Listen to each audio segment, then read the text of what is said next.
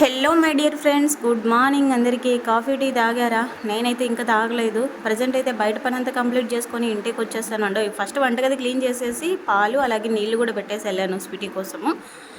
సామాన్లు చూసారా ఎన్ని ఉన్నాయో.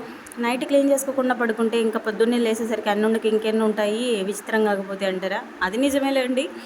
బయట అయితే చూసారా ఇలా ఉందన్నమాట. సూర్యకిరణాలు ఇంట్లోకి పడాలని చెప్పేసి డోర్ అయితే నేను ఒక 1 అవర్ అలాగా ఓపెన్ చేసి పెడతాను. తర్వాత అయితే క్లోజ్ చేస్తాను అనమాట. డైలీ రొటీన్ ఇదేనండి.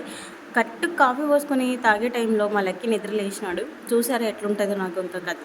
నాకేమో ఒక పక్క headache. Compulsory time to time ఏదో ఒక కొంచెం కాఫీనో టీనో ఏదో ఒకటి తాగాల్సిందే అనమాట.